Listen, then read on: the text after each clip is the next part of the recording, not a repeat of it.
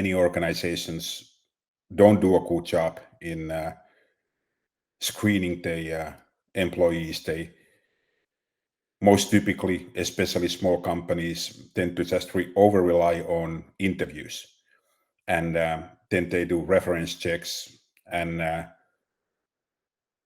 many times just about it. And interviews are interestingly the least effective predictor of somebody's future performance. And well, the reason for it, of course, is that when we go to an interview, we all in our best behavior. Everybody puts their nicest suit on. Everybody, prepares, practices, and it's not really a real situation. People don't behave like they would normally in an interview. Interviewee or interviewer. Interviewers, they overrepresent the company to be more positive and better than it is. And the interviewee, obviously, is trying their best to sell themselves. Many times people are perhaps a little bit nervous when they go to interviews. I personally like them a lot. Just because I'm an extroverted person, I like to talk to people and talk with people. But I don't feel very necessarily comfortable talking about myself. And of course, interview is all about talking about yourself. So, it's an awkward situation for a lot of people. And then, of course, references.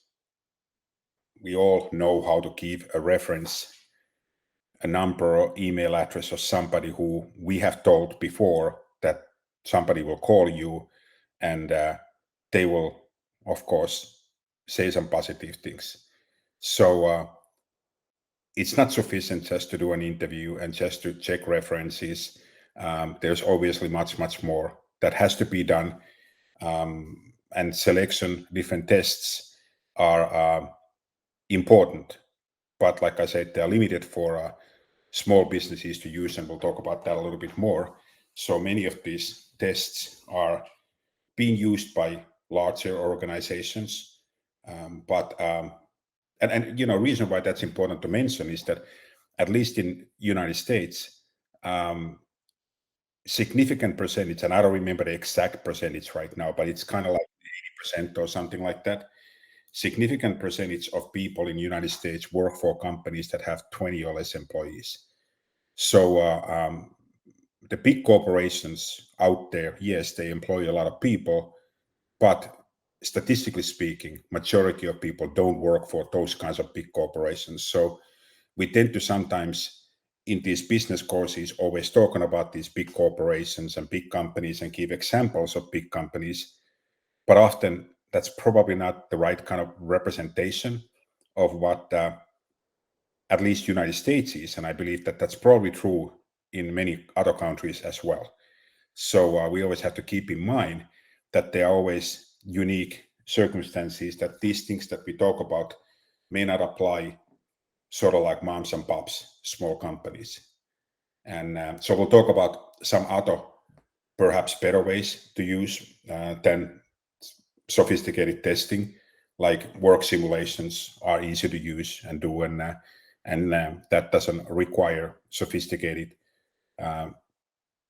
questionnaire development or survey development or test development capabilities or statistical knowledge or anything like that.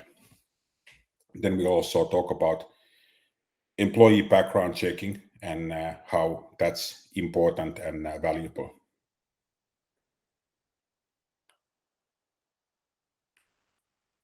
By the way, I did, this is kind of a side comment completely, but some of you have asked about these slides and said that they are not posted in a classroom.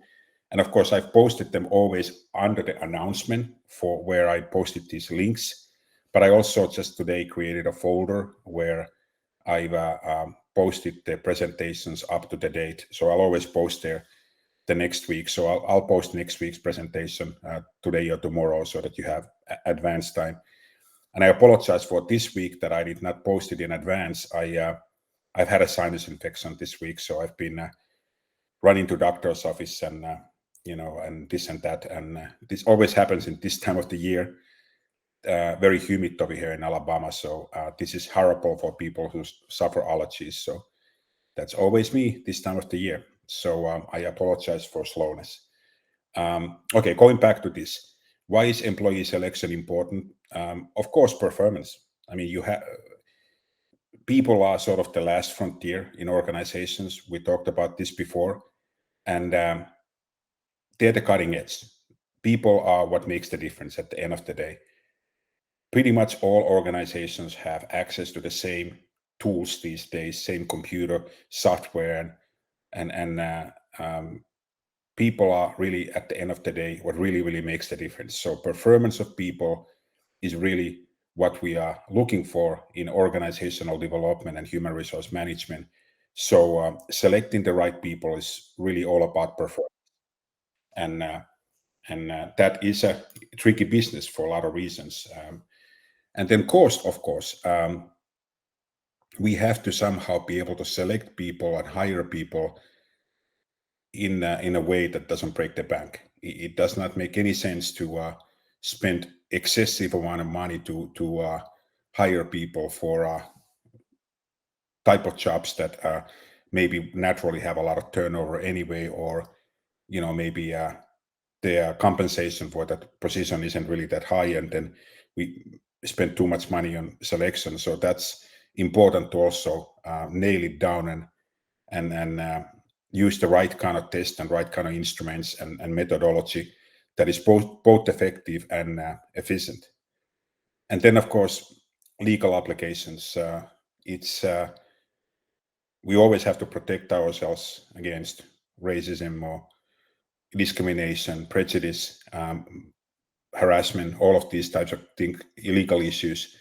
So it is important to always be able to justify that when you made a selection process, that you met all your legal applications and used appropriate tools. And by the way, it's not just a legal application like cover your behind kind of a thing. It's just doing the right thing, and you do want to make sure that you of course comply with the laws, but you also just really want to find the right person and treat everybody equally. And ultimately it is about the right kind of person and job organization fit. And if you have the right selection tools, then you're able to make that match, and it's going to result in success for both the employee and employer.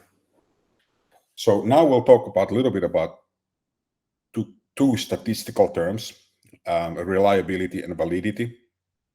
And they are statistical. There are a lot of statistical analysis from both for both to establish reliability and validity, and it's far from simple actually. But we are not going to go into the statistical formulas on this over here, but it's important to mention that sometimes establishing the reliability, for example, and validity, it does require somebody who kind of does know a little bit about these things, and so it isn't completely self-explanatory always. But reliability is sort of the first requirement, and that simply means that whatever test and instrument that you use, that every time when you administer that test or instrument or any alternative forms or variables, versions of that test, that they give you roughly the same result. So if I give you an IQ test multiple times, you're supposed to come roughly the same IQ result. Of course, once you take IQ test multiple times, you learn about that test and you learn how to take the test. So reliability is impacted by the fact that you get better at taking the test. So that's just one example of a nuance how reliability isn't necessarily always straightforward. But if you give the same tool, same test to a group of people, you're supposed to be getting roughly the same result as many times that you administer the test, and that's reliability. But there are many situations that causes their reliability to change, and Physical conditions, for example, of course, if it's too hot, too cold, there is noise in the environment, variety of different physical conditions, they of course will impact the test. Sometimes people even what location, if you test somebody in a workplace versus you test somebody at home, they are in a different state of mind, and they are kind of like in a different role. That our home role is often different than our work role. So we tend to answer the test based on whatever that role and whatever those conditions are in that given situation. And then differences in the test taker. People are different, and so if there are significant demographic differences between the people that taking the same test, you have to take into account generational differences, gender differences, cultural differences, lots of different things like that. I remember always when I took GRE, the graduate record examination, after getting my undergraduate degree, and I found that very, very unfair in many ways, because GRE is very America-based. It's very American, United States focused test, and it's asking things like, how many miles it is from Los Angeles to New York. Well, if your brain thinks in kilometers and not in miles, it's difficult for you to answer that question. And so that's just a simple example of how cultural upbringing and learning can impact how we answer questions. There are many, many other, obviously, examples or cultural examples that we could talk about. And then, of course, differences in test administrator. It has been shown in research, for example, that if a room full of Black people, African Americans, take a test administered by a white person, the test scores are lower than they would be if the test is administered by another Black person. And so it's very significant who is giving the test. And that has to be considered as well. You can't just throw the same test again and again to a different group of people. If you change the person who's administering the test, that can affect your reliability. And so sometimes the questions may do a poor job of sampling the material. Many of you are familiar with taking multiple choice exams, and multiple choice. One reason that I try to avoid using multiple choice is because people's interpretation of certain words may be different. There are nuances in the way we understand certain words and read them. And sometimes the test questions are not written in a way that everybody understands them the same way. The fact of the matter is that there are lots of differences in how people read sentences and how people understand certain questions. And that just wording may be different, or sometimes they just do a poor job, in sampling and covering the material being tested. And so if that's the case, reliability can obviously be impacted. So there is statistically, you can calculate reliability coefficient, and so you can actually statistically measure a test reliability by statistical formula, and you can do a scatter plot, and you can look at the scatter plot, and of course Excel generates scatter plot pretty easily if you know how to use statistical formulas in Excel. There is an add-on plugin for Excel that helps with statistical calculations. There's also statistical programs like SPSS by IBM or Minitab that can be used. So there are many statistical software programs that help with these calculations. So these days we don't really have to worry about the actual formula, as long as we know how to plug the information into the software, and it'll generate what we need. So we are able to look at these scatter plots, and if the plots are scattered around, like in the first, the left hand side over here, that shows that there's not a really high reliability because the test scores are all over the place. The test scores given in a different time vary greatly from each other. But if those plots are sort of closer together and you can sort of draw a line through them, and they sort of all surround that line, hopefully a little bit closer than this example over here.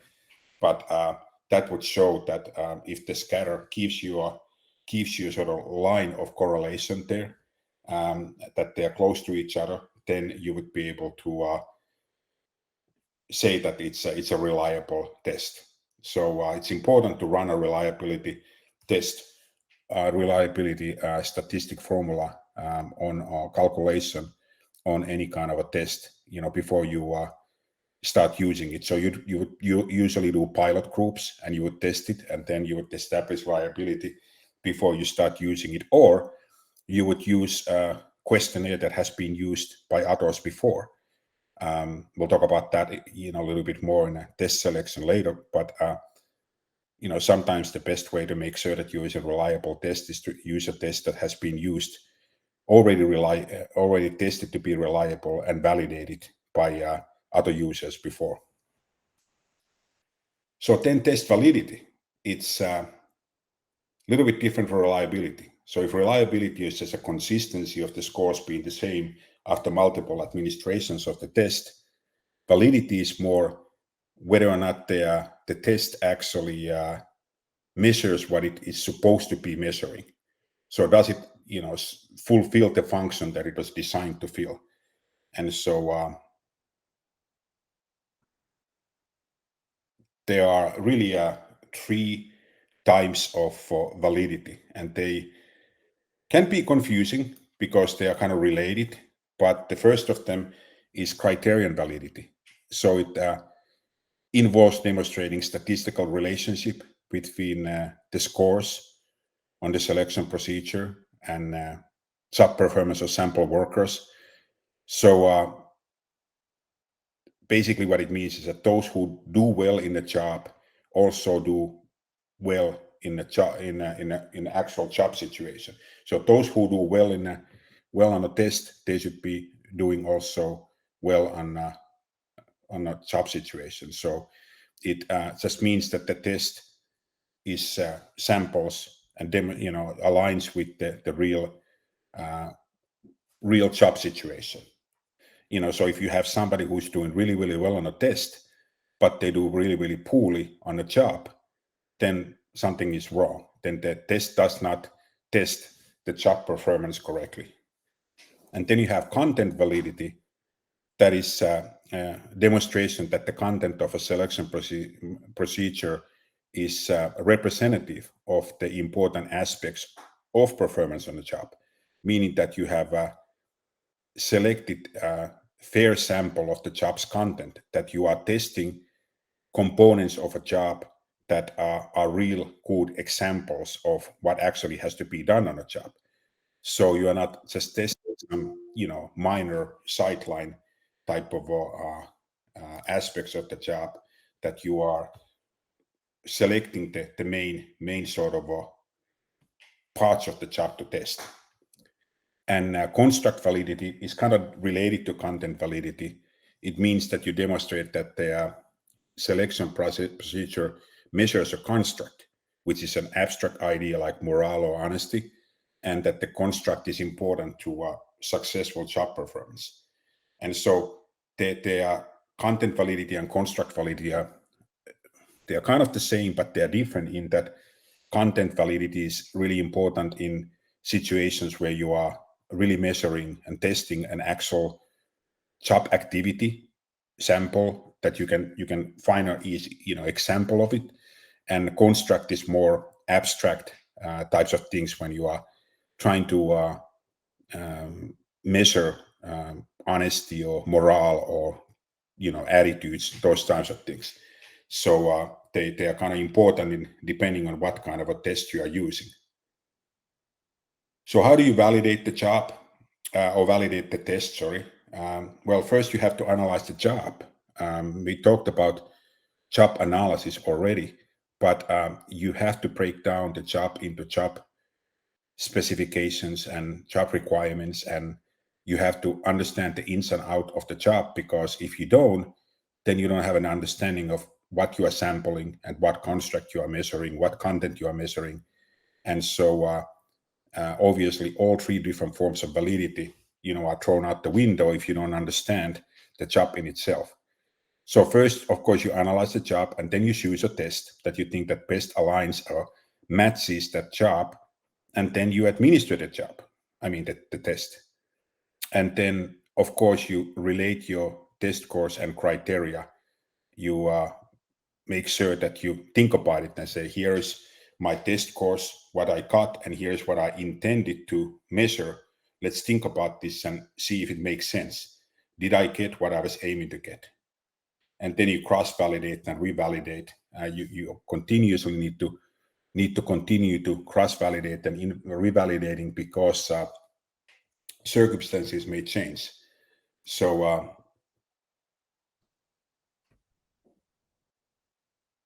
you might maybe perform the same test again. You wanna perform the first three steps again and again and again on a new sample of employees to cross-validate it, and then at minimum you wanna periodically retake the test to revalidate it, and so it's hard to keep these tests sort of valid, all the time.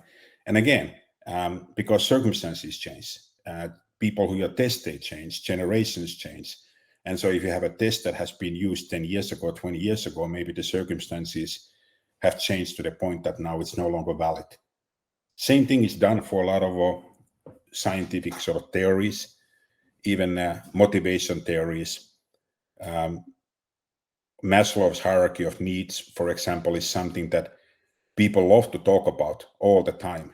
But the reality of it is that Maslow's hierarchy of needs was proven invalid almost 100, well, right now, probably over 100 years ago. And meanwhile, Herzberg's two-factor theory was relatively recently, some 10 to 20 years ago, was validated in Scandinavian society at least. And so many times scientists, they take these old theories, old models, and they construct some sort of questionnaire or survey, and they study it and validate it if it's still valid in a new situation. And so when you have a valid test, you can show it on a bar chart like this, that you can show an example of how those who score between 35 and 44 have 50% chance of being rated high performer, and those scoring 57 and 64, 97 chance. So you can sort of demonstrate it visually, which is kind of important, because HR professionals have to demonstrate to managers, line managers, that the methods that they're using are working. So they have to be able to visually craft it and communicate it so that the executives can understand. There are lots of bias going on in any kind of test taking. And by the way, one problem with tests also is that lots of people have test anxiety. Roughly 25% of adult population experiences some sort of a test anxiety, different degrees. Now, people may not completely freeze taking tests, but some people do. They may experience very extreme anxiety. And so that is not really understood well enough, that people may be great performers, but they just, because of the anxiety, they cannot take a test really well. And so that's, by the way, why I'm not big on tests. The quizzes that I give you in this class are not really quizzes. They are your opportunity to read the book, because you are given all the time in the world. It's a take-home exam. There's no need for anxiety because you're not timed. All I expect is that you don't copy the book word to word, and you use additional references so that you not only find the answers from our book, because anybody can do that. You can give your 10-year-old child to do it and they will do it. It's more about reading comprehension and critical thinking of the questions, rather than just stating the obvious. So that's what I'm trying to teach people to do. It's called double loop thinking, which means that you think about your thinking and reason.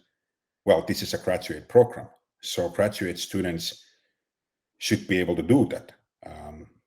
I always say that bachelor's students, they learn batches of information. Master students, they master those batches of information and think about them critically. And doctorate students, they start doctorating their own information, creating their own research and scientific theories and models. And so at this point in your studies in a master's level, you're supposed to be thinking about your own thinking, thinking about your own learning, and do the double loop thinking. And so that's why essay type of questions make much more sense in a graduate level than multiple choice type of test. So utility analysis is kind of the same thing like cost benefit analysis. It obviously is important, and I referred to that already in the beginning. Obviously important to ask yourself, is this worth the money? If it costs you more to test employees that you benefit from testing the employees, then there's really no sense of, or there's no utility in using the tests. You may take some risks by using tests anyway, because sometimes you alienate certain candidates who are either, just like I said, they have test anxiety, or they just don't like tests, and it's just not the easy way. And so they may choose job opportunities that didn't have them to take tests just because they don't like tests, or they just want to be lazy. So you have to also calculate that into the thinking, is that sometimes you lose candidates because of that. So you have to somehow show the degree to which the selection measure really improves the quality of individuals selected, and compare that to what would have happened if you would not have used that test or selection measure. And so that's something that you would need to, as an HR professional, you would need to be able to prove to their decision makers, their CEO, line managers. You would have to kind of prove to them that's what that you have done your due diligence. So there are a couple of examples of that. So Key Bank, for example, financial services firm, it cost about 10,000 to select and train an employee, because of their process that they were using. But they were losing 13% of new tellers and call center employees within the first 90 days. So if you are spending 10,000 a pop, hiring people, and you're losing 13% of that, there's an opportunity to use some testing methodology out there. And they decided to use this computerized virtual job tryout candidate assessment screening tool, and they were able to drop that 13% to 4%. So they calculated 1.7 million cost savings in turnover in just 1 year. So obviously, using it, the test made common sense. Outback Steakhouse, you probably know, if you are familiar with the restaurant industry, they have very, very high turnover rates, and sometimes as high as 200%. And so they were able to, by using sort of an attitude, 3-step pre-employment screening process that used kind of personality assessment test, they were able to establish kind of their right type of attitude, like certain traits, like compassion, etc. They were able to test those characteristics, and as a result of that, they were able to drop their turnover ranges from 40, somewhere from 40 to 60%, and it's pretty significant in that industry. And so it just shows that it matters to use these tests. If you use them well, they can be greatly beneficial. So validity generalization refers to the degree to which the evidence of a measured validity obtained in more than one situation can be generalized to other situations. And that's always a tricky thing about tests and different kinds of, even sometimes training. When we use certain simulation and certain situations, you're asking yourself, does this really test real life scenarios? Just thinking about something like flight simulators for pilots, extremely sophisticated, expensive, really fine piece of technology. But do they really mimic the real situation? I mean, the person flying a flight simulator knows that they are flying a flight simulator.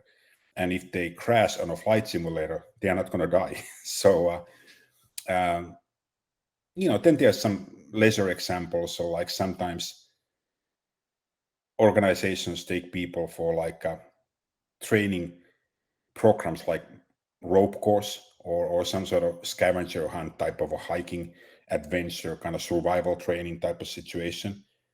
And it may seem like it enhances teamwork or whatever.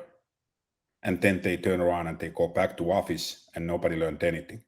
So it's just really important to, if the test tests one thing, can it be generalized in other situations? And those kind of things have to be kind of thought through pretty carefully. So equal employment opportunity. There are so many ways to use these tests to,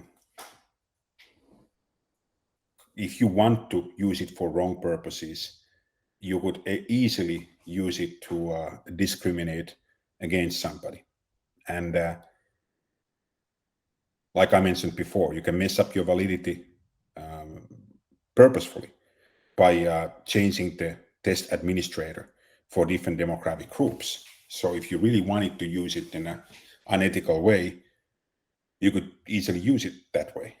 And, you could mess up reliability and validity both, number of different ways. And so it's very important to, again, when you use tests, again, to be able to demonstrate the reliability and validity in a very clear statistical terms, and to stay consistent in a way you test people so that nobody can turn around and say, you violated EEO and file an adverse impact claim based on, your use of that particular test. But that's tricky business because American Psychological Association, they are powerful organization, very, very professional organization. And they, of course, have established all kinds of standards for educational psychological testing. And so the standards are out there. And if you hire a trained industrial and organizational psychologist to conduct these tests, you're probably going to be pretty safe and make sure that your tests are valid and reliable. But the problem is that those APA standards don't have any jurisdiction. They are not legally enforceable. They are just standards of a professional organization. And while individual psychologists may lose their license or be reprimanded by APA, an organization has no legal liability in that. So that's a difficult thing. And then, of course, there is a Federal Privacy Act. And so in terms of Privacy Act, you certainly have to remember that all of the employees have right to access their personal files. So whatever test you are taking, you have to make the results available to the employees. So you have to make sure of that. And oh, by the way, according to APA, you have to make sure that there's confidentiality. So it's just that person access to that, but nobody else. And you have to get an informed consent. So before you test somebody, you have to make sure that they agree to be tested. And then you also have to explain them how the scores are interpreted and analyzed so that they understand how they've been evaluated. And so there are all of these sort of ethical requirements that are important to keep in mind. So yes, let's talk about this a little bit. Diversity-wise, do you think that men and women take tests same way? Do you think that there's differences between women and men in how they are taking tests? Think about it. Depending on a country, some countries are more equal, some countries are less equal in terms of men and women. Many countries, there are some expected type of roles that are expected from women and men. We are all, when we are born, from the very beginning, gender identity is being formed based on how our parents treat us. What color they paint our room when we were infants. You don't have any choice if your parents paint your room blue or pink. It's based on your gender, and then you also don't have a lot of choice on what kind of toys they start putting in your hand since you are a young child. And so depending on those things, you become to learn different things. So men automatically are given more tools and things like that as sort of toys, and women are given more dolls and things that orient them to certain kind of learning. And so when you think about the whole upbringing and learning kind of business, women and men in terms of their skill sets and their knowledge vary quite widely. What do you think? Would you agree with that? Anybody? So back to your first question. So I just need to understand the question very well. So from which perspective do you mean mentally take the test, or they have the same advantage of taking the test? Well, both. Because obviously in some countries, education, men and women are exposed to education at different levels. So in terms of their skill set and ability to take the test is different, to start with.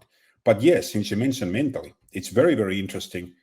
There is morality, for example. There is Goldberg's theory of moral development.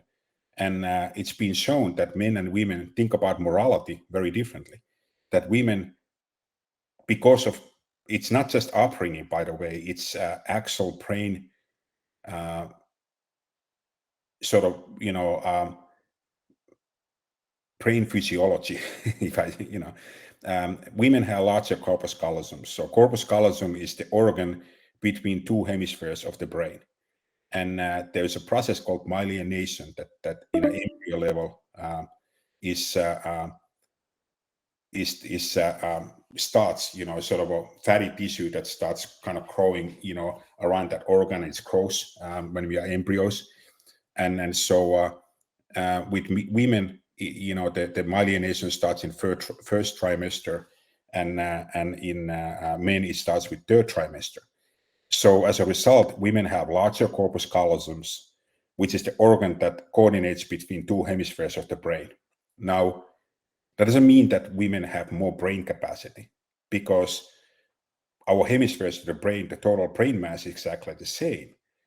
but it does mean that women have a capability of using both hemispheres of the brain interchangeably, more than men.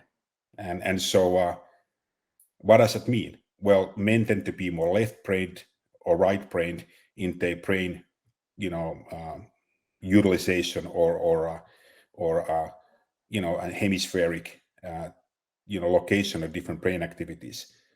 And what that means in real world is that women may look at, when they make determinations about morality, they may look at the gray area in between more than men. So men tend to be very black and white, yes, no, one way this way, one way that way, kind of a way of the decision making and the morality. And women are more relationship oriented and may say, depending on a situation, it may be this way or that way. When Kohlberg did these, studies, he used only male candidates back in the day, and there was um, there was a lady that later on repeated the tests using. She wrote a book called Mapping the Moral Domain, and she showed very, very different kind of results using female subjects. So anyway, I don't want to get into that in too much in detail, but yes, to your question, there could be some real brain differences and ability and the way people look at tests, and then they could be upbringing related type of ways we have learned things. And every society, those are a little bit different. Does it make sense? Yes, it makes sense in terms of how they take the test, because as you mentioned, maybe the female brain is like more complicated than the male brain. So it's for males, it's straightforward, white or black, and there is no complicated. Aha, no Uh, complicated, huh? no, no, no. See, this is why I wanted to start a Genuine. discussion. I don't mean anything negative. I mean, uh, uh, maybe the women will be easier for them to multitask in some points, and I think this is based on some scientific researches. Men will be more one task at the time. So the men will prefer to, or they are like made to do one task at a time. Women are more like multitasking. That's why they will think more before answering a question. For me, it's either like this or this. So nothing negative, like meant by my comment. And back to your question again, Professor. I think in the interviews in some countries, women have more advantage nowadays in the job like interviews. This is like based on some information. Even in my company, they give nowadays some quota for the female interviewee. So in some positions, they will give like quota. Let's say they have 10 positions, or like they have like 7 positions. Nowadays, they would give more advantage to women over men, because they need more balance in the workforce. Yeah, and that's another issue, that sometimes there is a need for affirmative action wise, and there's a need for organization to increase hiring women anyway. So sometimes it's not that they do best in tests or anything like that. There's a different agenda and reason for it, and that's not bad at all. We need more women in certain professions, and again, it's not a good or bad. I'm not saying that women are smarter than men. Although I have that argument with my wife all the time, and of course, happy wife, happy life. So have to make sure that she at least thinks that she's smarter than me.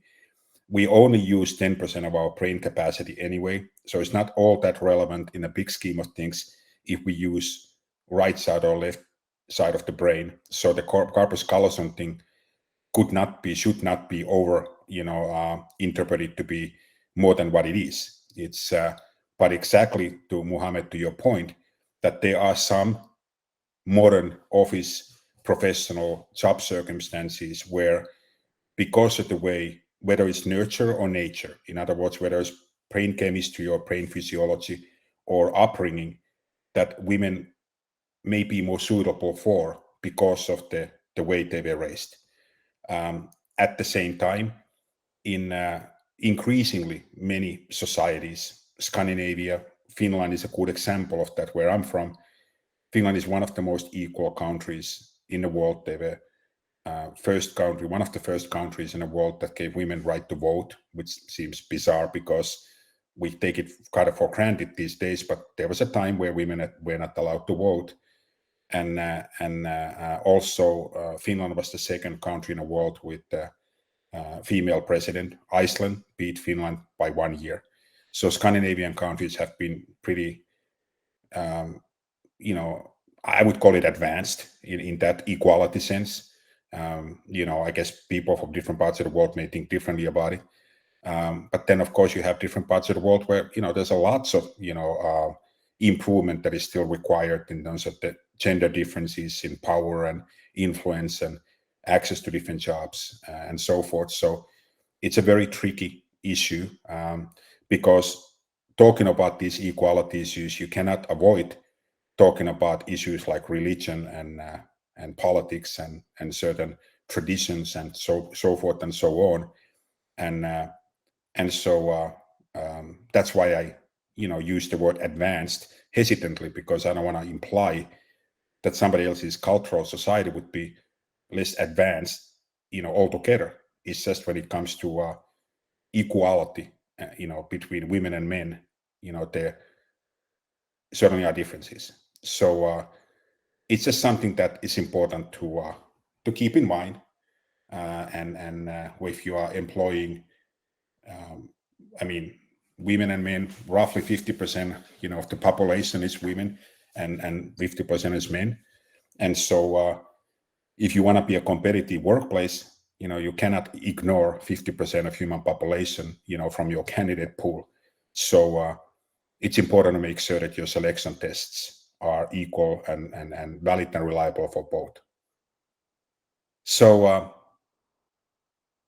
just before we go to a break, it's interesting to reflect that about 80% of the biggest US employers now use testing. Keep in mind again that the biggest employers only employ about 20% of the population. So again, the issue of small businesses, how many employees are hired, work for small businesses. But when you look at the biggest companies out there, they use testing, variety of different kinds of testing. And it's not just used to select the best employees. Sometimes it's also used to eliminate the worst employees. And it's not just lower level workers. There are testing now being done at the executive levels. It's very, very good because it will eliminate some of the nepotism and favoritism and other types of things like that. So it's very, very, I think, good that tests are used. Again, they have to be used right, sophisticated way, preferably by experts, consultants, psychologists. Of course, I'm a favor of that because, I think that as academics should be taken a little bit more seriously by a corporate world. Sometimes corporate world thinks that if somebody's been in academia for their whole life, that they don't know how things happen in a real life. And actually, that's very incorrect. These are things like these scientific applications that should be utilized in a workplace, and the workplace would be much, much better if more academics would be involved and would make sure that these kinds of scientific measures are being used. But it's slowly getting there, but traditionally, perhaps not so much. So we have 5 minutes before break. Does anybody have any questions at this point? Yeah, I just make a little correction, Mohammed, and just kidding on that time. I just want everybody don't take my It's all good. yeah, just It's all good. kidding. Yeah. I'm sure all of you, all of you are adults, and it's important in especially graduate education to be open-minded and take our cultural filters off as much as possible. And again, if I'm talking about Finland, I'm only talking about Finland because that's the culture that I know, because I was born and raised in it. And I don't mean to sound like I'm feeling like a superior at all. I'm just saying as an example. And so compared to United States, Scandinavian equality is very different. When I moved to United States as a young man, it was difficult for me over here first because dating was so different. In Finland, when you go on a date, the man and the woman both pay, they share. There's no such thing as man paying the bill for the dinner if you go on a date, kind of a thing. And over here in US, it's expected. And so it was hard for me to understand why this man has to pay everything. It just didn't make sense to me. And also, when you go to a, I don't know, club or bar or any kind of place where you would, try to, approach somebody, in Finland, it would be equally as likely for a woman to approach a man than a man approach a woman. You can imagine, with my expectation of that coming to US, where it's always expected that the man is the one who approaches a woman to ask them for a date or whatever.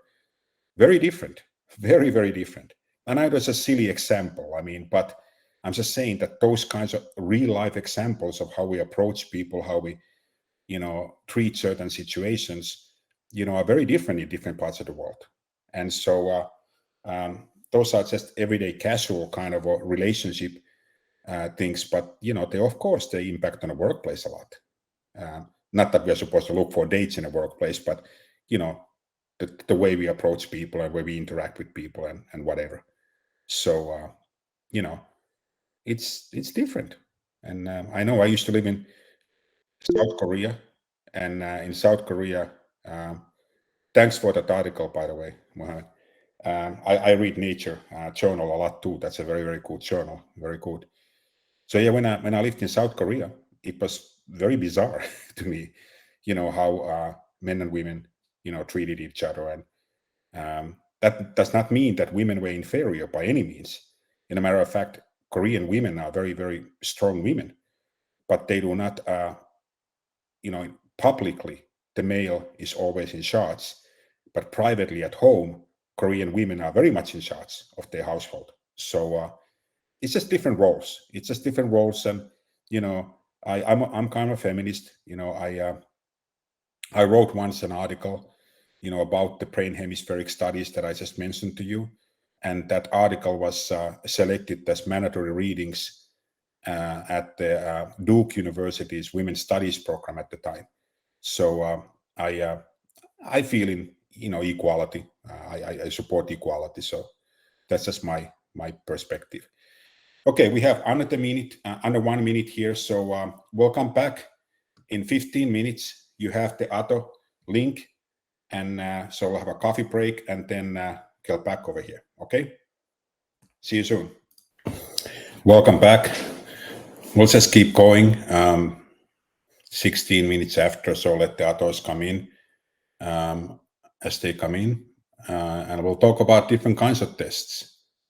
So I'm sure many of you have taken some of these tests already. Has anybody taken an IQ test, for example? It's fairly common, and maybe not in work situations. People have a lot of reasons why they take an IQ test. Many times in educational institutions, like my son has been IQ tested twice right now because he's showing some signs of excellence, I guess. He some gifts that they felt like maybe some special programming could benefit him, so they've taken some IQ tests to measure his IQ and learned that he has a what they call superior range of IQ. I'm not saying that braggingly at all because he's my son. I'm just saying that that's what a lot of times schools, they identify that, to do special programming, and give kids opportunities to excel. And by the way, so-called gifted children who have very high IQs can also be problematic because they get bored easily, and they try to solve problems without practice. They can be kind of lazy sometimes. So it isn't always a good thing to have a high IQ either. But yes, a lot of people are taking IQ tests. So that's one type of test and activity that could be used. And then, of course, there's certain tests that are just focusing on specific kind of cognitive abilities. Those are tricky, legally speaking and ethically speaking, because generalized IQ, for example, really doesn't mean a lot, because IQ test defines IQ in a certain kind of a way. And so that type of generalized IQ may not translate directly into the work responsibilities. So it would be sometimes very difficult to make that connection and to prove that an IQ test would be warranted or needed. Now, certain kinds of cognitive abilities, you can obviously have memory tests to test memory. You can test focus, you can test concentration, you can test different kinds of things. Like, for example, when I was in the military in Finland, we have a mandatory military system, and I was in Finnish, special forces. I was basically guerrilla warfare, commando, and I was in a radio operating team. And I had no idea when they took us into the room and they had us to listen different, sounds, and to test our cognitive abilities to recognize rhythms and things like that. And they didn't tell us why they tested us for it. And after that, they told me, I said, I tested, I guess, well enough that I got selected to the radio operating Morse code team. So, we were trained in Morse code because that's still one of the most effective ways of communicating in war situations that cannot be easily intercepted. And if you're in forests, kind of doing guerrilla warfare, that's still amazingly still used. So it was a cognitive test, testing my sense of rhythm and ability to recognize rhythms. So there are many different kind of cognitive ability tests that could be used. And then, of course, test of motor and physical abilities. I mean, depending on what kind of job you have. I mean, for example, think about if you're a Formula One driver. I mean, Formula One driving is a job professionally. So you would certainly test certain cognitive abilities like reaction speed or whatever. And you would certainly test certain motor and physical abilities, without a doubt. So maybe not a typical job situation, but there are jobs that you absolutely need to test those. Ambulance driver, would you test certain kind of abilities like that? Probably. Measuring personality, that's a tricky one. It's a very tricky one. And the reason why that's tricky one is that, first of all, there are many types of theories of personality, depending on which camp or orientation of psychology one believes in. And so, for example, behavioral psychologists don't really believe that personality even exists. And so they feel like when we are born, we are what they call tabula rasa, which means empty blank. And behaviorists feel like we are just almost like computers, in that we are programmed throughout our lifetime to behave certain way, but we are not born essentially with any kind of personality.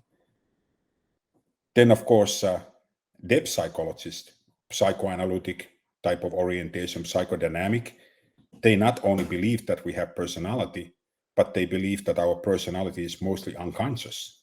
So depending on what branch of psychology one believes, one's sort of believe in what personality could be very different. And because of that, there really are no universally accepted personality tests. There are a lot of tests that do measure something, but it's and they may sometimes call it personality, but what they're really measuring is preference, sort of psychological type, different types of things. They just inaccurately call it personality. So there is that. The big five personality theory that you may have heard: cooperativeness, neuroticism, etc. That is fairly well universally accepted as a rough kind of a sketch in terms of what type of personality traits workplace is generally looking for. But that is culturally biased as well, and differs depending on which part of the world you are. Interest inventories are just that. They are asking people what your interests are, hobbies, and things like that. And knowing what people are passionate, interested in, can help to guide them towards certain career and vocational directions, and indicate, because we tend to do well in things that we like, and we tend to like things that we are interested in. And so if we are asked to do something that we are not interested in, we are probably not going to be doing so well. Achievement tests, obviously, tests taken at school, those are achievement tests. Those are tests that measure how much you know about something, or how well you do know how to do something. And so those are easy to administer, and very common, of course.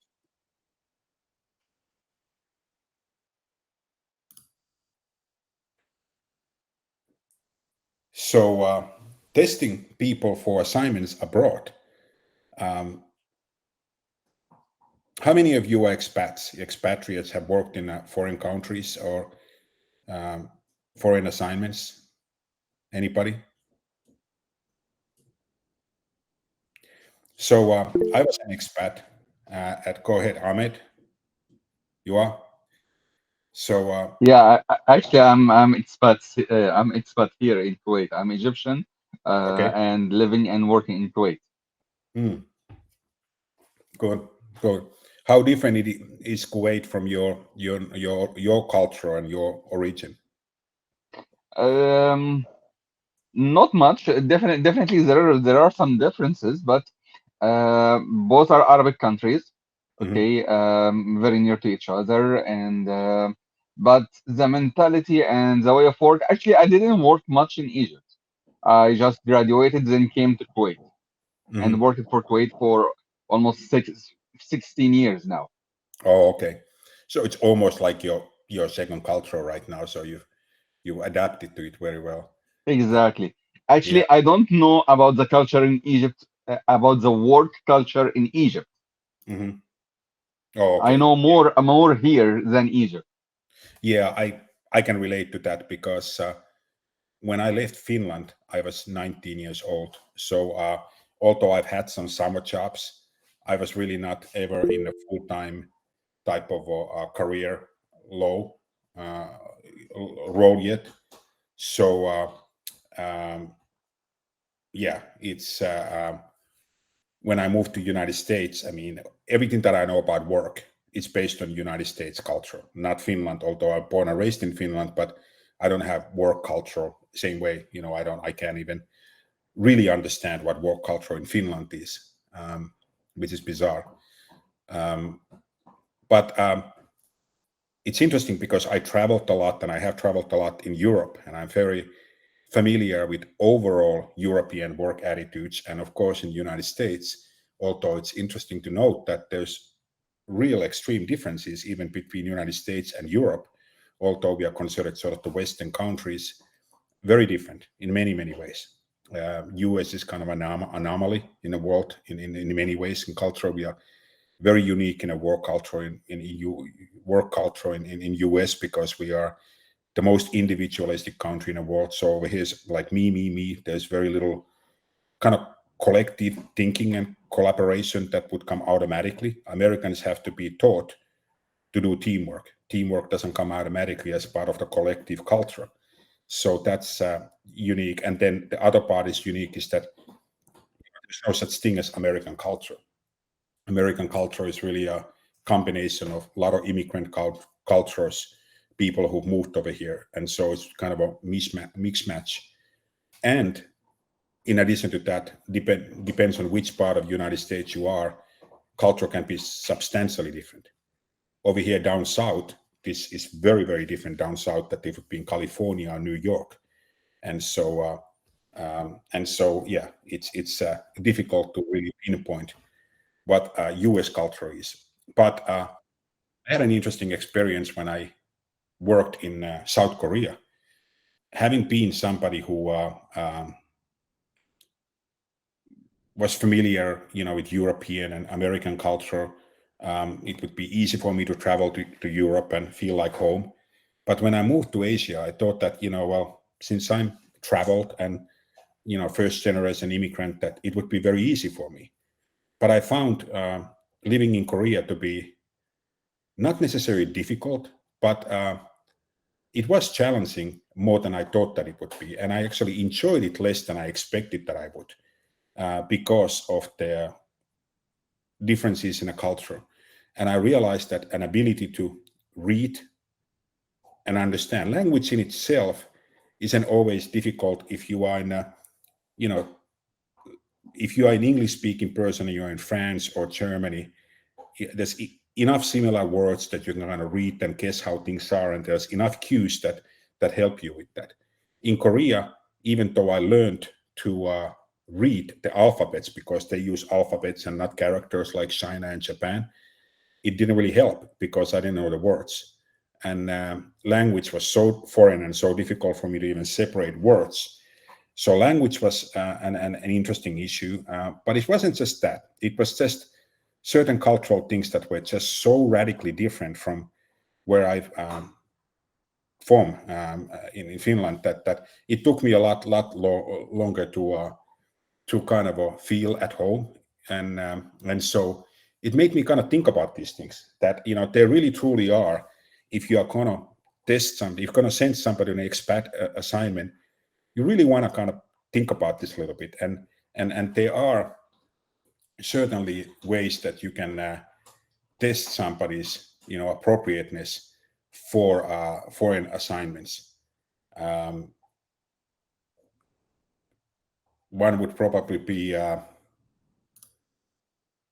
you would maybe test somebody's perception management, relationship management, or sort of self-management, and just kind of open-mindedness about things, and the mental flexibility and ethnocentricity. If somebody is very ethnocentric and just feeling like everything is better where I'm from, that kind of cultural ethnocentricity is not going to serve you really well in a foreign assignment. And we have to be open to outcome and being very flexible in a foreign situation. It's much better when you're going open arms and say, please educate me, teach me, and not to be shy to ask questions. Those kind of things are very important.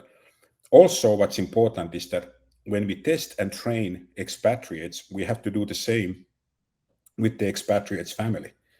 Because if the expat moves to a different country with their family, the most important factor on whether or not that expat will stay in that assignment will be the spouse of that expat. So if I move to Japan with my wife, and after 1 year, I'm doing well at work and I'm like, yeah, I love it here. And my wife is saying, no, dude, this isn't working for me. We need to move back to the States. Well, guess what? We are moving back to the States. And so it's very, very important to remember that the expatriate in those work assignments, they have that work environment. They have that, support system there at work. But wife or husband, depending on situation, may be at home, maybe doesn't have a work permit, maybe is in a very, very different circumstance and doesn't have that support system in the same way. This is very same thing for military spouses as well, by the way. When they go to foreign assignments, they have to remember that if the spouse comes with you, there has to be a support system. And U.S. military does a really good job in that. In general, they have programs for spouses and things that they can do, so it's important part of it. Can I add Yeah, go ahead. some comments Absolutely. here? Based on my experience, because I worked in 3 different countries. I worked in Egypt, so graduated and working in Egypt for a few years before moving to Gulf states for 12 years. I worked in Saudi Arabia for 12 years before immigrating to Canada. So technically speaking, you can make more money in Middle East and Gulf states. And from my understanding, the labor laws are very strong, protecting the employees. Mm-hmm. On the other hand, you can get fired if your manager doesn't like you. You can fight and get your end of service, but on the long term, even if you spend 100 years in the Gulf states, you will be still like foreigner worker. So at any Right. point, your contract will be ended and you have to leave the country. Yes. This is the advantage of the North America or some European countries after specific time, let's say Mhm. 5 years, 7 years in US. So you can get a green card and citizenship later on. So Yes. despite having 3 of my kids were born in Saudi Arabia, you get zero benefit of living in the country even for 100 years. Yeah. This is the downside of the story. But the bright side that you can make way more money than you can make here in North America. Yeah. And the good thing is it's in the middle of the region. So even if you want to go back and forth to your home country, this is easy even over the weekends. Number 3, acceptance. So it's the culture in the Gulf states are very similar to Egypt. Mm-hmm. It's very easy for you to fit in the community itself. You are more accepted. Here in North America, you will need to work harder. Even unless you were transferred as an internal transfer from an Yes. international company to here, you have to start from the scratch. You have to start from entry level and suffer for 3, 4, 5 years Sure. before getting a stable job. Okay, benefits in Middle East are way better than here. So you can get tickets. You can get, of course, the medical insurance is almost the same here and there, but you will get transportation allowance. You will get bonuses. You will get end of year bonus. So technically, as I mentioned, it's easy to make money. So short term, you will be happier in the Middle East or Gulf states because you will gain more money. But on the long term, if your contract is done, ended, over, Yeah. you have to go back to your home country and start from the scratch. Yep. This is the very important main differences between being in Middle East or in Western countries. And the good thing in Egypt, so you will be, even if you make less money than either Middle East, Gulf states, or North America, but you will have a stable work, family balance. So you have your family over there. You have family support. Your kids will be raised in your original culture. But on the other hand, if you are not working for a strong international company, you cannot make good money to for the future of your kids. Yeah. Thanks. Well, thank you for sharing that insight. I mean, it's very Yeah, very. can Good to know. Can I share a little also? Mm-hmm. Go ahead. Yeah, I agree with Mohammed Yosef because I'm here also in North America, and here is even you work and work, you cannot sustain to be rich. But in the other countries, you can be rich. Some people it's easy to get rich, but the culture is more even better here because I tried to work in other places like in Hong Kong, like in China, and if uh, if your boss is a boss, the title is always be there. You need to see, sir, boss, engineer. You should see you address them that. But while here in North America, my boss, I can address him or her with her first name, even who are they, even what is their position. But to other countries, you need to say sir like that. So, and what I like here also is you are free. You can do anything what you can do. Rich person and poor person here in North America are the same. That's what I can share today. Thank Yeah. you. Yeah. Yeah. I mean, those are many, many differences. Absolutely. And I mean, there's so many things both of you said that is so important to think about. The benefits. European countries give more benefits like transportation allowance, housing allowance, those type of things, and part of it is taxation. They are pre-taxed benefits before taxes, so it allows people to not to pay as much taxes when the indirect compensation is part of it. So that's one part of it. And it's just cultural preferences, how these things are done.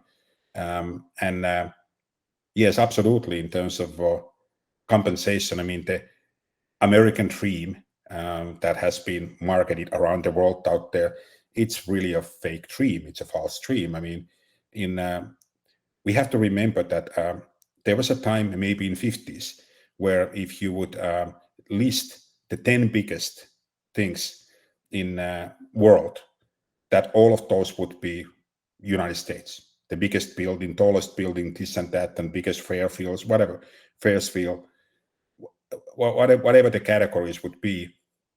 Back in the 50s, they probably would be all in United States. And now, if you would name the 10 biggest things in the world, you would be lucky if one of them is in the United States. So, obviously, the dynamics in the world have changed. The other countries have excelled and, grown industrially and economically, and many of them beyond United States. And so United States is not the superpower, economic superpower of the world anymore like it used to be historically. Now, US is still a big country and has a lot of influence in the world, but it isn't the same influence that may have been once upon a time.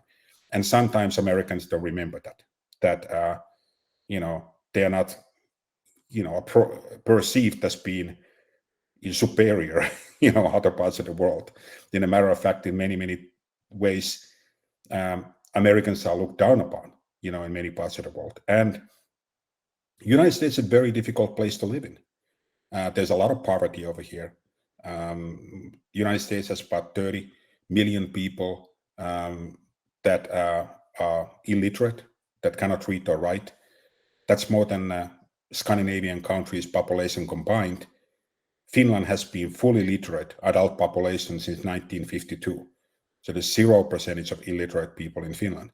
So you start looking at those kind of differences between societies. And again, I just mentioned Finland because that's where I'm from, and it seems fair to talk about my own country and not somebody else's. But there's certainly differences, and many times Americans would be stunned to find out that benefits are better in Middle East, which is true.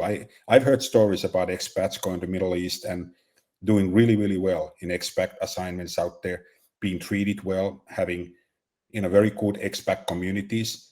Now the locals may not treat an expat, you'll always be an expat.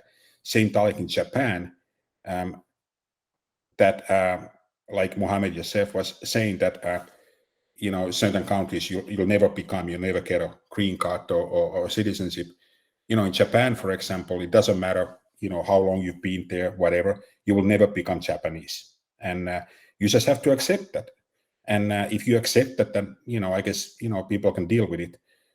In Korea, it was difficult because there are so many Americans in Seoul because of the after Korean War and all of that. And Koreans have kind of learned to ignore Americans in there.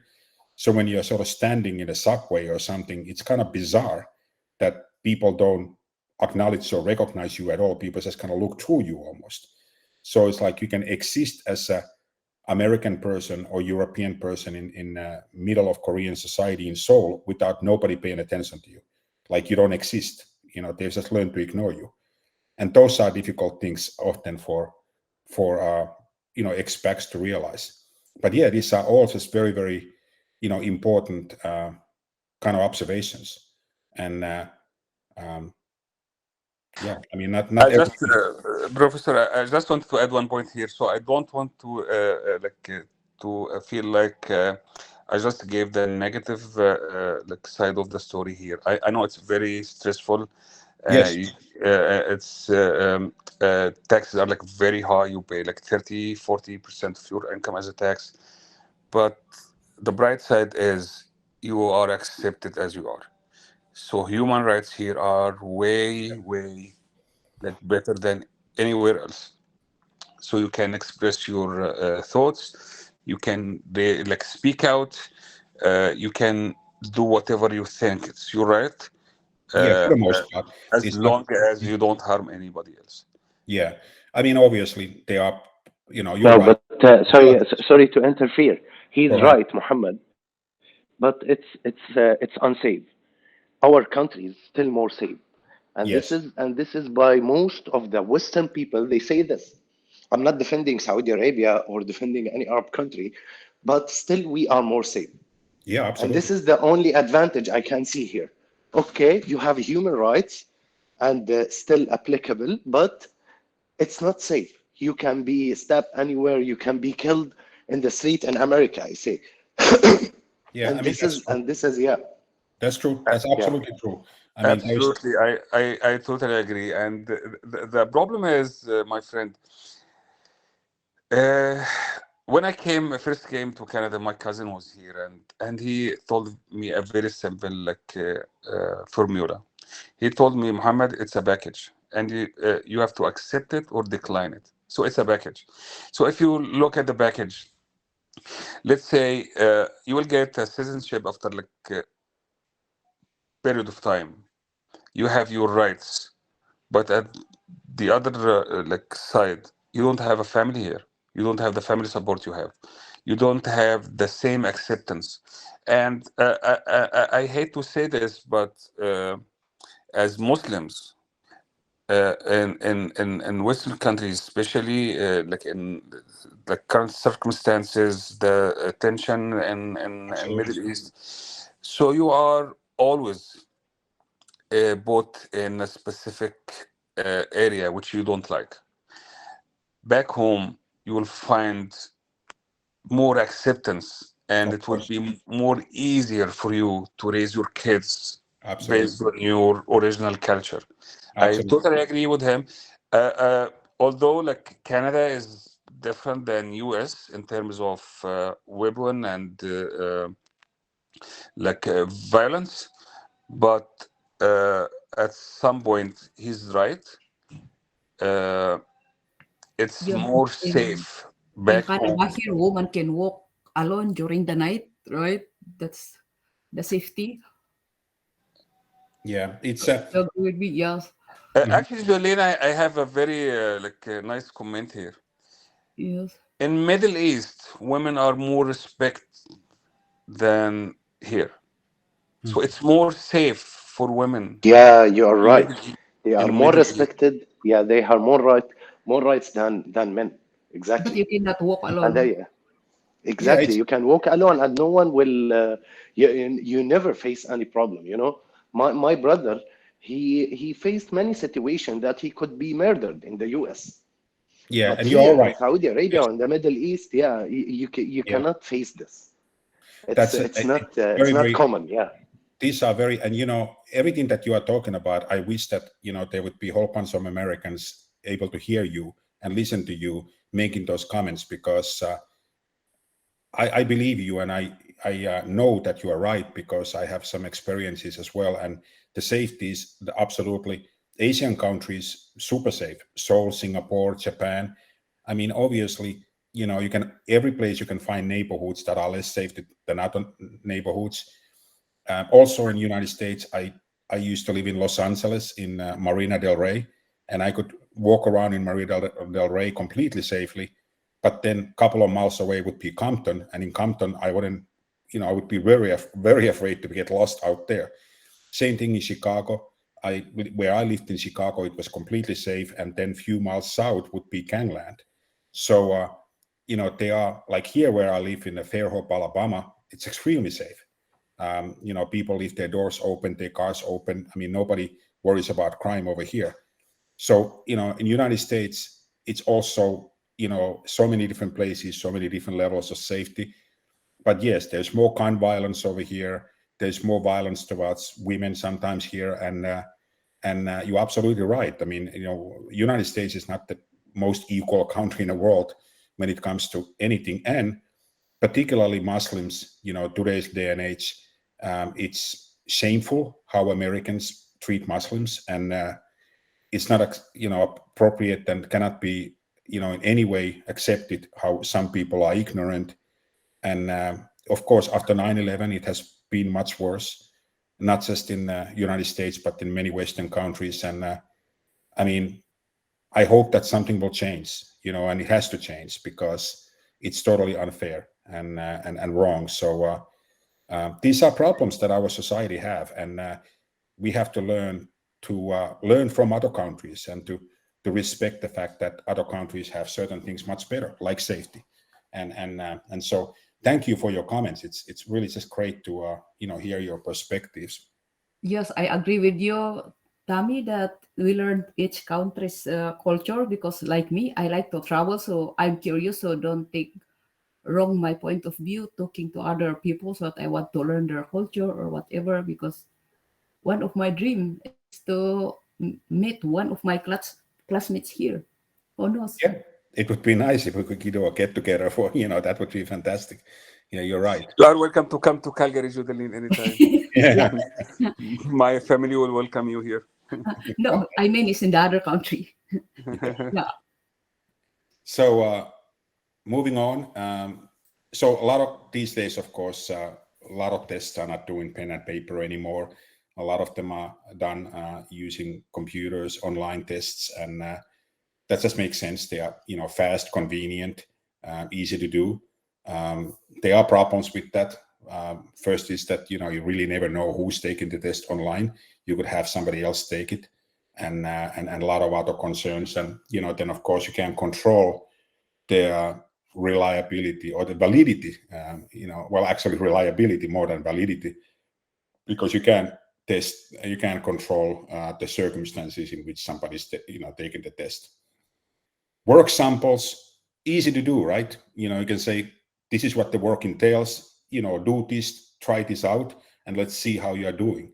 So that's easy to do. And they are considered tests, simulations, simulate certain kind of a situation. Often in interviews, role play could be used, kind of a simulation or whatever. But those are work samples, and simulations are the easiest type of tests to do. And for small companies, that's what really should be done more than sophisticated psychological or cognitive tests. It's much easier for small companies to do these simple type of basic procedure type of tests, where you simply just take one task and say, you know, demonstrate that task, demonstrate how you are able to do it. It's really that easy. Or you put people in a certain situation, and you ask them questions about that situation, and you evaluate their judgment about the decision making in that situation. Management assessment centers are very, very sort of comprehensive when you take multiple different assessments, real life scenarios that you put people through. Very effective, very valid and reliable, but also very expensive and complicated to do. Situational testing is when you put people in that situation. You can almost test them in a real work situation if you can, and say, you know, here's a situation, how would you handle that, and put them in that situation. And maybe even with real customers, if you are willing to take the risk. And then, video-based situational testing, of course, you can do the same situational testing, kind of mimicking and role-playing in a conference and video kind of a situation. These days, many times, they are automated kind of programs where no humans interact at all, and you are asked to do an entire interview, basically interacting with a machine. I've done a couple of those, and they're very awkward. Don't feel really comfortable with them. They just feel weird that you are kind of doing these kind of things in a video situation.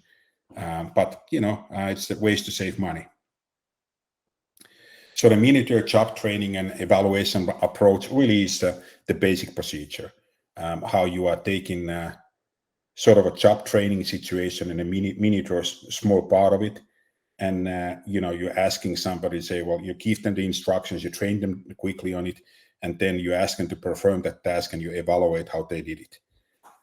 Realistic job review, very important from employer's perspective to give a real picture of what the job will really be.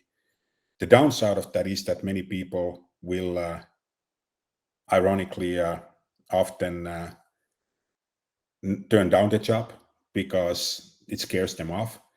But the good news is that if they do accept the job after realistic job review, they are more likely to stay in a job because it was exactly what they expected. So really just the kind of what test you use and what you utilize, it's just you have to put a lot of thought into it. It cannot be an overkill. You cannot scare candidates away by testing them too much. The test have to be specifically work related so that you don't test things that could be considered to be discriminatory and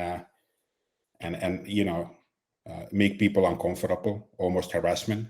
Sometimes excessive testing could be used to eliminate people, and so you just certainly don't want to do that. So there's just a lots of factors that you like I said earlier, small companies is if you are a small company owner, you're kind of on your own. There is really very, very little tests out there that you can readily kind of take and they can apply to your situation. There are some generic sort of questionnaires and things that may be relatively good, but the nuances of big corporations versus small company can be so large that they really may not apply. So you always should take extreme care, if you're going to use some off-the-shelf kind of tool. And also, if you are planning to develop your own test, got to be real careful about these reliability and validity issues. It's much more difficult to come up with these tests than it seems like. And so you really have to hire an expert to do that, and that's expensive, and therefore probably wouldn't make any sense in terms of utility analysis, cost-benefit analysis. So really just keeping it simple and doing the basic simulation, basic procedure, test for certain kind of tasks and examples, maybe simple physical tests or something like that. If certain amount of lifting is required, ask people to demonstrate that they can lift certain amount. You also have to be very, very careful when you're using physical tests that you do not violate ADA and disability, people with disabilities. They, whatever you're asking people to do have to be specific to that job. You cannot ask them to do other kind of physical tests that would test kind of our physical abilities over and beyond what that job requires. So those are just kind of important things to kind of keep in mind. And there are many more of those, but we could talk days about them. Background investigations, controversial. People can say, if you run a credit check, is your credit a good predictor of your trustworthiness and reliability? Well, according to studies, it actually is. People may feel bad about it that their credit is checked, for a job, but it's common and scientifically actually proven to be pretty effective. Criminal, background check. If somebody made a mistake in their youth, young days, should it be held against them? Well, probably not. But if they committed a crime last year, should that be considered? Yes, absolutely. So background investigations are very, very easy to do. These days, you can pay one of these background investigation companies, you can pay them $20 and they'll give you a thick file on things that the person, the background biodata, as they call it, So it's easy to do, but just have to make sure that you obtain a permission from the person. Then they check that box in an employment application that they give a permission for background search. Reference checks, useless for the most part, in that we can all find people who say good things about us. Also, there are many guidelines what companies can and cannot say when somebody calls for a reference check. So that's important as well to comply with those. So you can't say anything defamatory. Libel is libel. If you say untrue, bad things about somebody, so you can be, held responsible for that. Pre-employment information services. There are companies out there who provide those kind of services, and often companies choose those vendors and they go through the whole process of checking everything, references, background, all of that stuff. Honesty testing, depending on a job. If you're applying for a job for FBI, they're going to do polygraph, they're going to do different honesty testing because of that type of a job. It's important. So if you start doing honesty testing and lie detectors or whatever, you have to be able to prove that that's really, really necessary for that job. Otherwise, again, it could be discriminatory. Substance abuse screening, again, another controversial thing. Many jobs, they take a drug test before you accept the job. The problem with those, of course, is that they are prescribed medications that can come out on those, and those are private information, confidential. So you get in a very, very tricky area with the substance abuse screening, as well. And also, certain legal substances, it's not illegal for somebody to drink alcohol. If you detect traces of alcohol in their blood, okay, maybe it wasn't a good idea that they drank the night before they went to do a job test, to get a drug test, but it's also not illegal. So you have to be kind of sort of careful about it.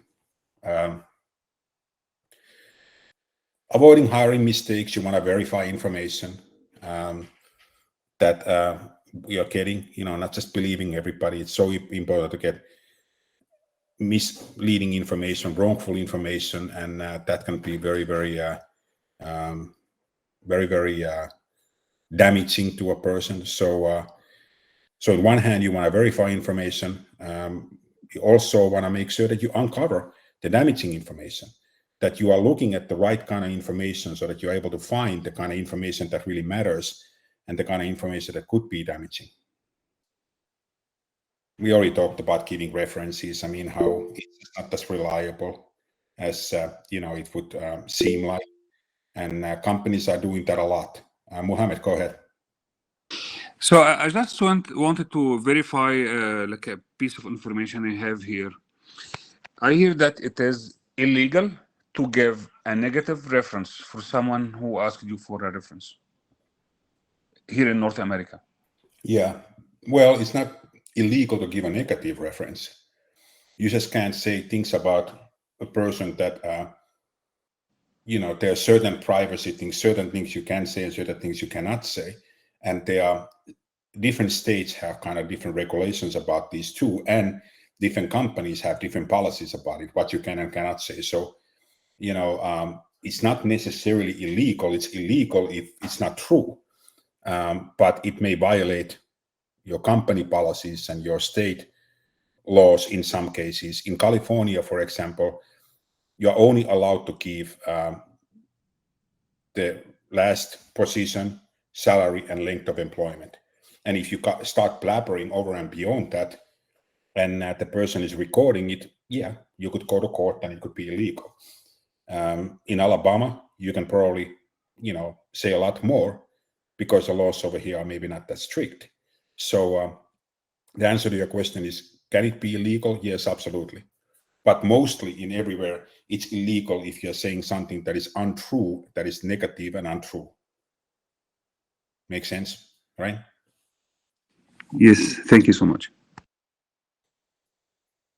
Digital tools, background checks, whatever you post in Facebook, people will see it, right?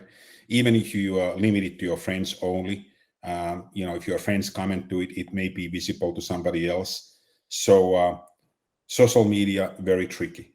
And companies do check the potential employees' social media and the existing employees' social media. And they can find out a lot of things about the person's activities and whatever. On the other hand, it also creates problems because, you're supposed to be able to not consider person's religion, race, ethnicity, all of those things. And in certain initial job screenings, those things are not even visible yet. And so if you start going to a person's social media at that stage, and then you reject them for that employment, there could be an issue because now you learn something in their social media that isn't wrong. It's just that you wanted to discriminate against them. So, those kind of things. And then, even comments that somebody says jokingly or express their opinions, jokes, whatever. Just gotta be really careful with social media and remember that those. But these days, anything that goes on the internet, everything that you write, on a blog or something can be found years later. So it's a different world right now. The pre-employment information services, you got to make sure that you disclosure and authorization, that you disclose what you're going to look for, and you get an authorization from the employee, the candidate that you are doing the background check on, and that these pre-employment information services, they have to get a certification from the employer that they comply with laws and regulations and so forth.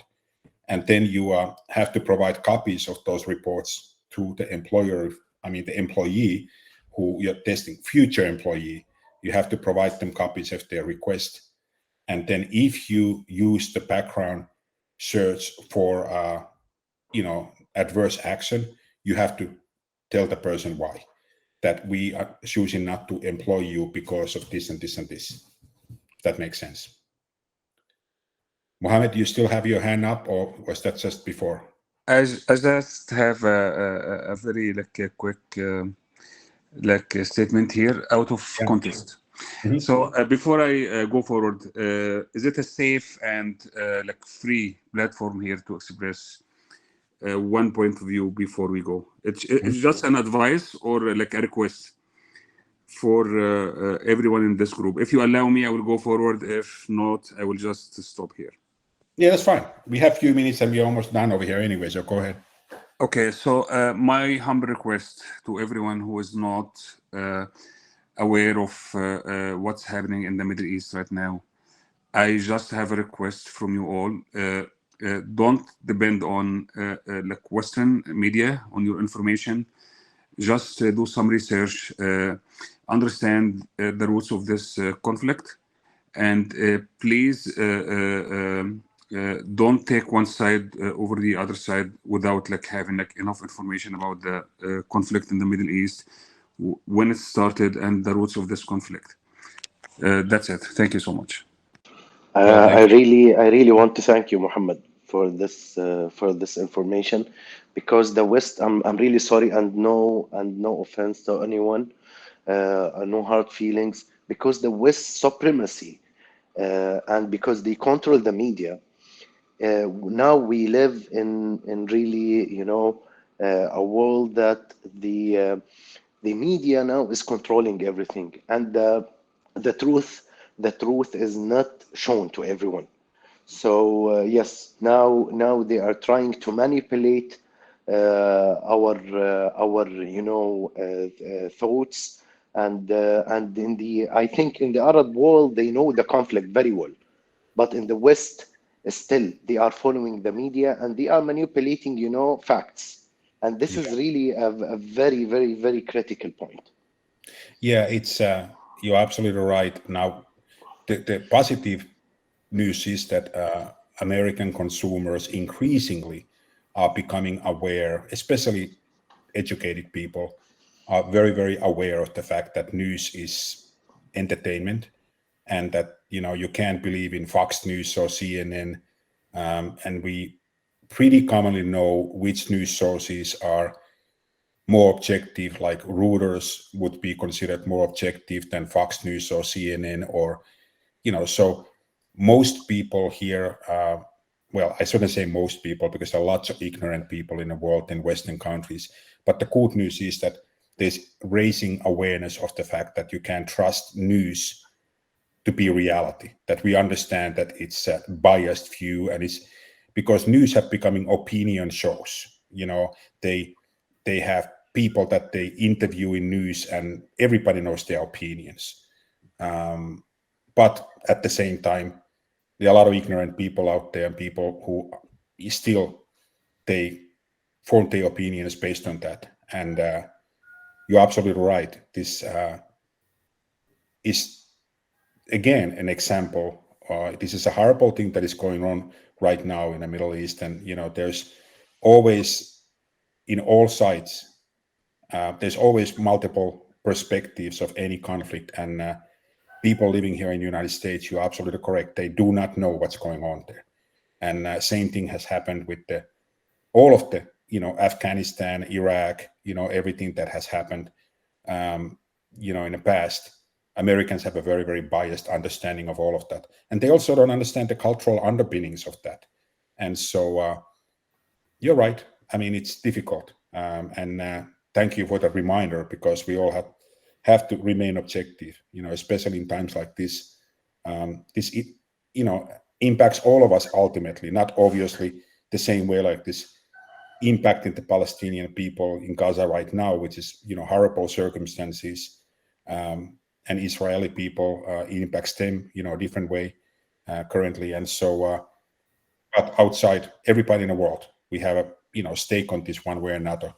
And so yeah, let's just hope that people would be keeping your words in mind and take this objectively. So thank you for that. Yes. Well, my sister also is in Israel. So what we can do is we just pray for peace, not for a winner or loser. Yeah, that's right. That's right. Yeah, there's no winning in war Yeah. situation. Ultimately, there's no winning. People have to remember that nobody wins in a war. And so ultimately, peace is the only battle worth waging, as Albert Camus said. That's the only battle that we should, fight for, is peace, right? And not for winning. And people just don't remember that sometimes. And that's the problem. Like military people will take the decisions, and civilian will suffer forever. Okay. Absolutely. You're absolutely right. Absolutely right. Yes. And Jodeline, I'm so sorry to hear that your sister is in Israel right now and she is like facing those kind of circumstances. But again, we need to understand the real cause of this conflict, and how to help people understand what is the real reason, who is the aggressor, who are the like victims. And there are like many United Nations decisions to solve this conflict, but there is no political willing from like one side to solve the problem. Right. Yeah, it's tricky. I mean, there are examples in the past, of conflicts. I mean, even when you think about Serbia, the former Yugoslavia, the war out there that happened, Croatia versus Serbia.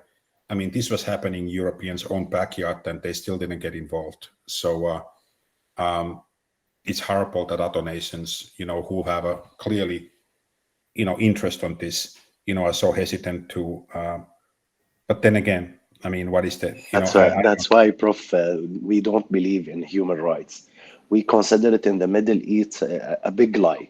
That's why, because it's a hypocrisy created by the West. This is what we all believe in the Middle East, because we lived a lot of wars and conflicts, and they always look at us as a lower grade. Yes. And I'm really sorry, I mean, for them, but Yes. but yeah, this is a fact now. We live it. Olena, you wanted to say something? Yes, hello everyone. I just also couldn't stay silent because, as you know, I'm from Ukraine. I'm Ukrainian, and in my native country, there is still war.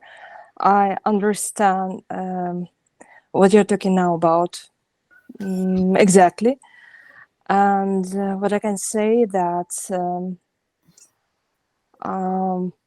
as for me, I currently live in France for almost 2 years, a little bit less. But what I can say is that the only my desire is to come back to my Ukraine, to my country, because all people deserve to live in their countries if they want to. It's our right, and no one can let me leave my country, leave my land, my people, whenever they just decide. It's my position. Well, thank you for Thank reminding you. us about that. And I feel exactly the same way. We should There's not no place like home. Ukraine either. We have less than a minute left, so I don't want to surprisingly cut off. This is a very important. We want to make sure to respect everybody, regardless of what your cultural background is. And war is a horrible thing. My heart goes out for Ukrainians and people in Palestine right now, Gaza Strip and Israel. I mean, it's no matter from what perspective you look at it, it's a horrible thing. Innocent people are in harm's way, and so thank you for reminding us about that. And that pretty much ends our time.